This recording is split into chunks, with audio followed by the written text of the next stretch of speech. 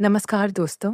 आज मैं आपके सामने एक ऐसी कहानी लेकर आया हूँ जो आपके दिल को तोड़ देगी, आपकी आंखों में आंसू ला देगी और आपको सोचने पर मजबूर कर देगी कि क्या सच में प्यार इतना कमजोर होता है कि समाज की दीवारें उसे तोड़ सकती है।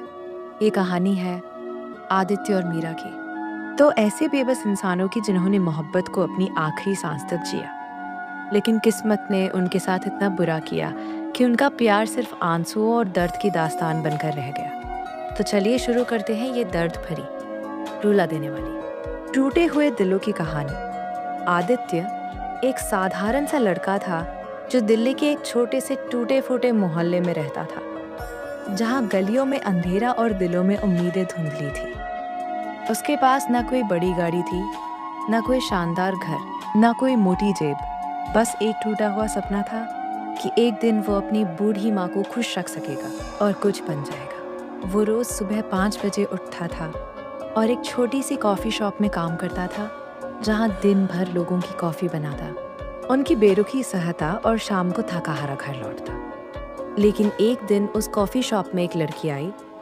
मीरा, और उस दिन आदित्य की जिंदगी पूरी तरह बदल गई। मीरा शहर के सबसे अमीर और रसूखदार बिजनेसमैन राजेश मल्होत्रा की इकलौती बेटी थी, जिसके पास सब कुछ था, लेकिन दिल में एक गहरा खालीपन था। जब आदित्य ने पहली बार मीरा को देखा तो उसे लगा जैसे पूरी दुनिया, पूरा वक्त, पूरी कायनात थम गई हो और बस वो 2 आंखें, वो एक चेहरा, वो एक लड़की ही सब कुछ हो।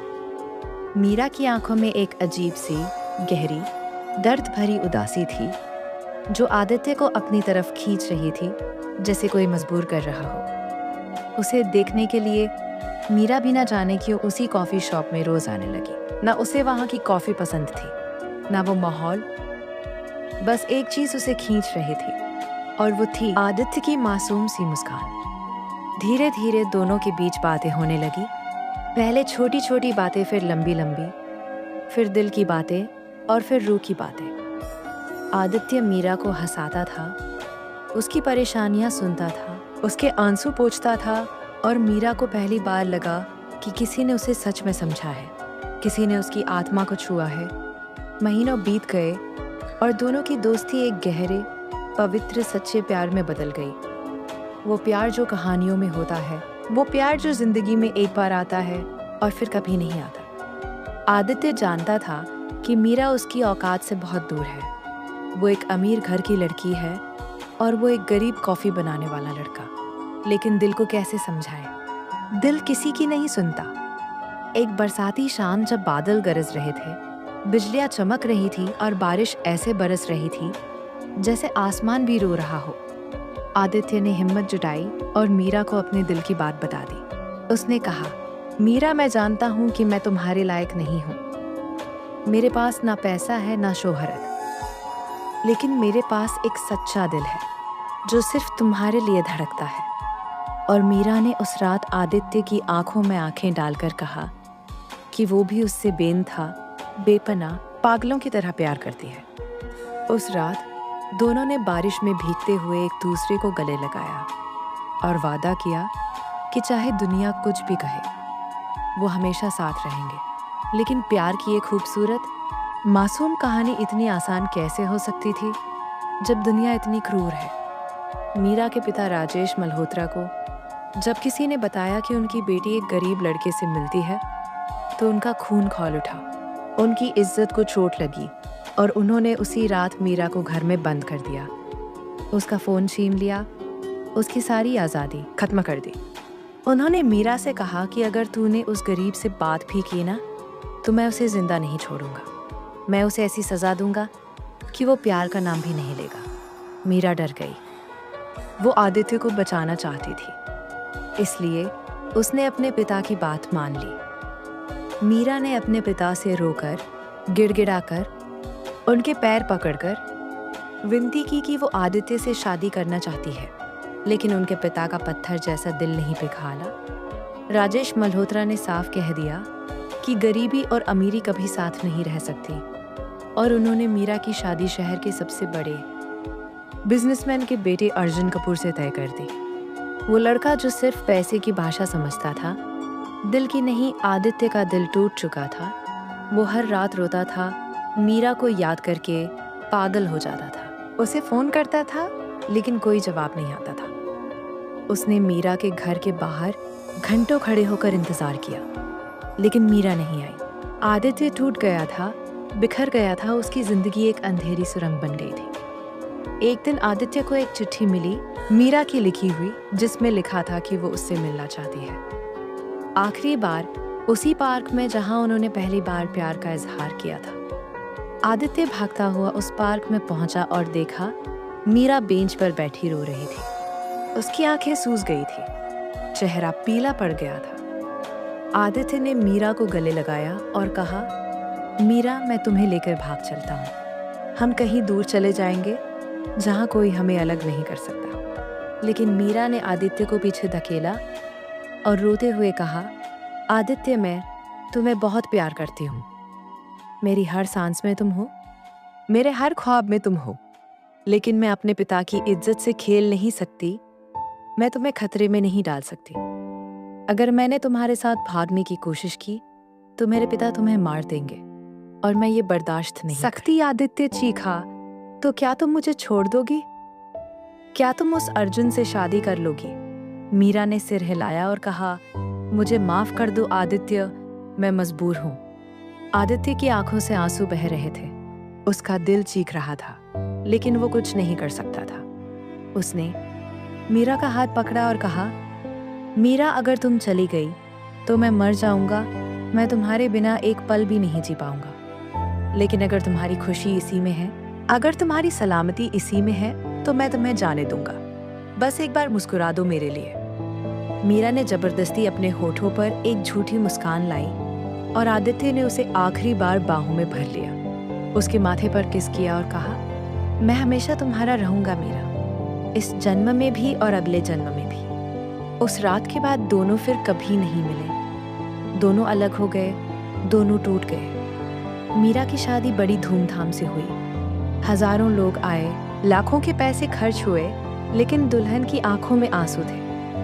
दुल्हन का दिल रो रहा था। मीरा ने लाल जोड़ा पहना, गहनों से लग गई, लेकिन उसकी रूह मर चुकी थी।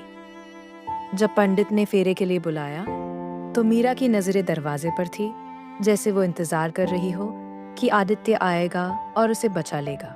लेकिन आदित्य नहीं आया, क्योंकि वो मीरा की खुशी चाहता था। शादी के बाद मीरा अर्जुन के घर चली गई, एक बड़े से महल में जहां सब कुछ था, लेकिन प्यार नहीं था। अर्जुन मीरा से बात नहीं करता था, उसे सिर्फ अपने बिजनेस से मतलब था। मीरा हर रात रोती थी, आदित्य को याद करती थी और अपनी किस्मत को कोसती थी। वहीं दूसरी तरफ आदित्य भी अपनी जिंदगी जीने की कोशिश कर रहा था, लेकिन हर रात वो मीरा की यादों में खो जाता था।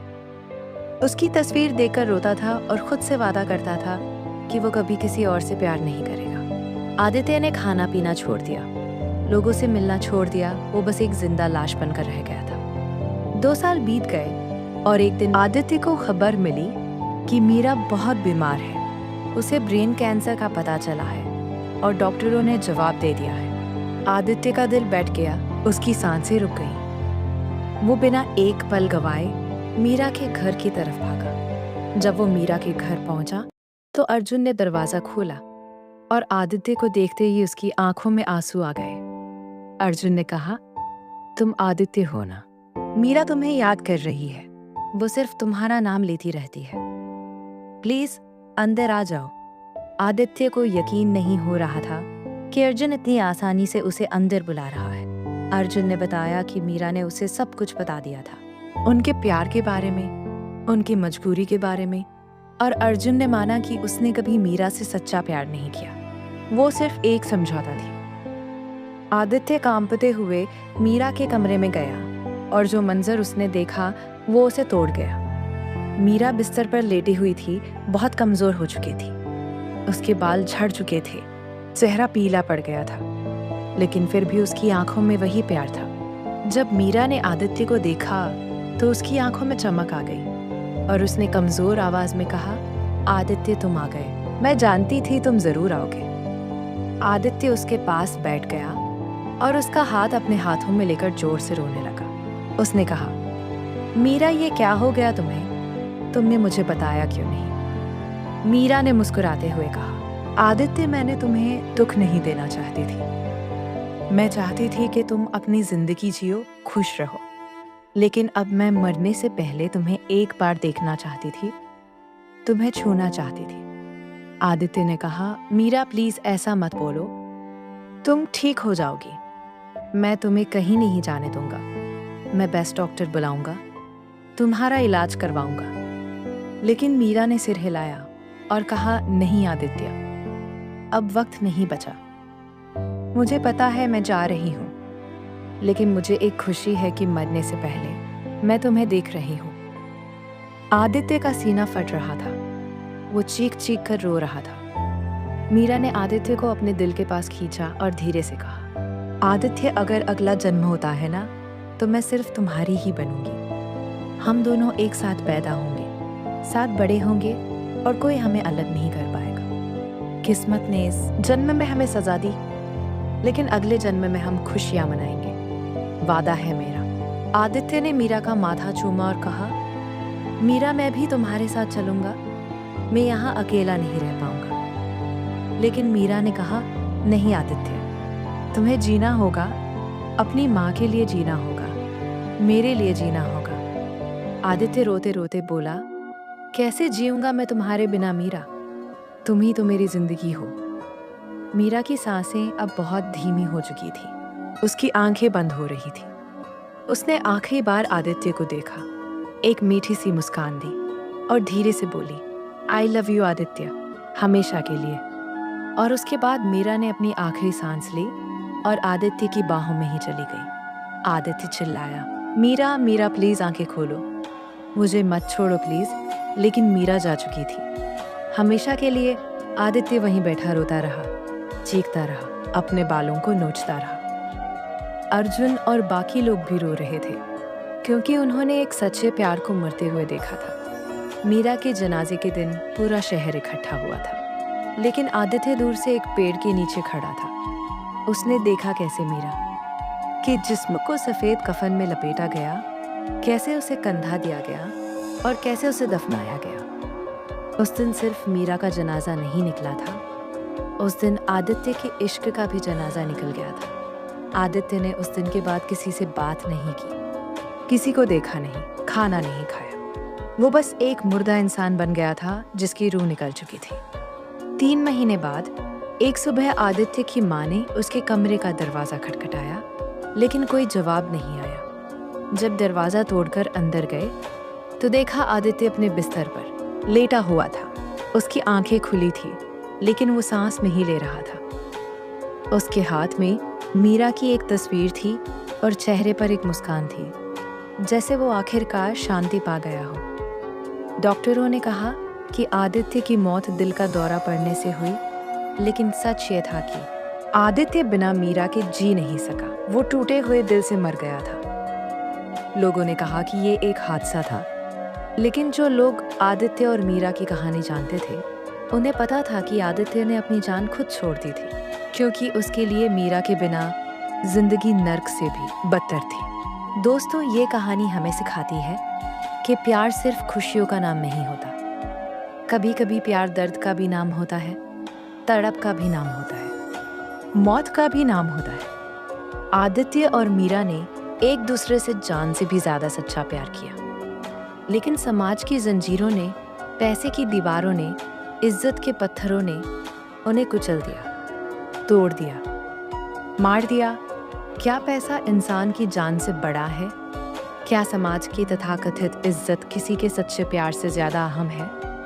क्या 2 दिलों को तोड़ देना सही है, सिर्फ इसलिए कि एक गरीब है और एक अमीर? ये सवाल आज भी अनुत्तरित है और शायद हमेशा रहेंगे। आदित्य और मीरा की ये दर्द भरी दास्तान उन सभी टूटे हुए दिलों के लिए है, उन सभी बिछड़े हुए प्रेमियों के लिए है जिन्होंने सच्चा प्यार किया, लेकिन समाज और हालात ने उन्हें अलग कर दिया। अगर आपको ये कहानी दिल को छू गई हो, अगर आपकी आंखों में आंसू आ गए हो, तो लाइक करें, शेयर करें और कमेंट में ज़रूर बताएं कि आपको ये कहानी कैसी लगी। और हाँ दोस्तों, चैनल को सब्सक्राइब करना बिल्कुल मत भूलना। क्योंकि ऐसी ही और भी दिल तोड़ देने वाली, रुला देने वाली कहानियाँ मैं आपके लिए लेकर आता रहूँगा। धन्यवाद दोस्तों, और याद रखिए कि सच्चा प्यार कभी नहीं मरता, वो बस शक्ल बदल लेता है। मिलते हैं अगली कहानी में, तब तक के लिए अपना और अपनों का ख्याल रखिए।